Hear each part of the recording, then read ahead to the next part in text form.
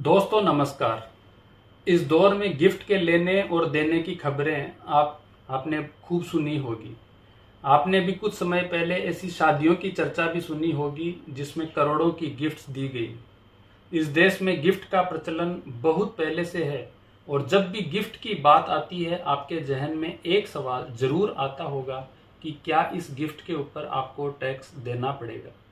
Gift किससे और कब ली जा सकती है, तो क्यों नहीं आज इसको बारीकी से समझ लिया जाए, क्योंकि इसमें जरा सी चूक आपको एक बड़ी टैक्स लायबिलिटी की ओर धकेल सकती है।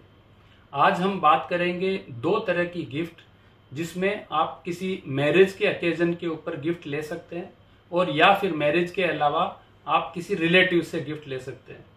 तो मैरिज के ओकेजन के ऊपर आप गिफ्ट किसी भी व्यक्ति से कितने भी अमाउंट का ले सकते हैं। वो व्यक्ति आपका रिलेटिव भी हो सकता है और नॉन रिलेटिव भी हो सकता है। उसके अलावा अगर आपको गिफ्ट लेना है तो आप किसी रिलेटिव से आप गिफ्ट ले सकते हैं जो कि किसी भी अमाउंट का हो सकता है, मगर ध्यान रहे रिलेटिव को डिफाइन किया हुआ है इनकम टैक्स एक्ट की धारा 56 में, और आप केवल उन्हीं व्यक्तियों से ले सकते हैं जो कि उस सेक्शन में डिफाइन किया हुआ है एज ए रिलेटिव। तो उस सेक्शन को जरा समझ लेते हैं।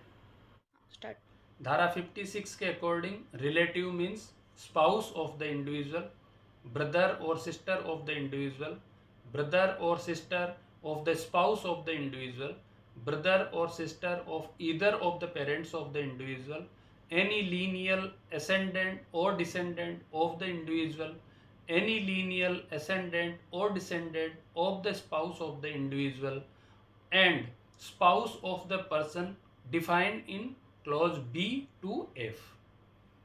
तो इस तरह आप डिसाइड कर सकते हैं कि आप किससे आप गिफ्ट ले सकते हैं। इसके अलावा आप एक चीज का और ध्यान रखें, जब भी आप अगर ये गिफ्ट लें तो आप इसका एविडेंस ज़रूर मेंटेन रखें और बुक्स में आप इसको ज़रूर रिकॉर्ड करके रखें। इनकम टैक्स एक्ट के दो सेपरेट सेक्शन हैं, सेक्शन 68 और 69। 68 के अकॉर्डिंग अगर आप कोई भी सम लेते हैं और उसका अगर आपने प्रॉपर रिकॉर्ड नहीं रखा और बुक्स ऑफ अकाउंट में आपने क्रेडिट नहीं बताया हुआ है और अगर आप उसको सही से एक्सप्लेन नहीं कर पाते हैं तो डिपार्टमेंट उस अमाउंट के ऊपर 60% टैक्स और 25% सरचार्ज आपसे वसूल कर सकता है। सिमिलर प्रोविजन सेक्शन 69 में है, जहां आपने बुक्स ऑफ अकाउंट में उसको रिकॉर्ड नहीं किया हुआ है और आपने कोई एक्सप्लेनेशन भी नहीं दिया हुआ है, तो उस केस में भी आपके ऊपर 60% का टैक्स और 25% का सरचार्ज लग सकता है। तो आप इन दो सेक्शन को भी आप ध्यान में रखें। उसके अलावा इस पूरे टॉपिक पर अगर आपका कोई भी फर्दर कोई क्वेश्चन है तो आप रिमार्क सेक्शन में जाके और आप मुझे लिख सकते हैं। मैं पूरी कोशिश करूंगा कि उसको आपको मैं क्लेरिफाई करूं। बहुत बहुत धन्यवाद।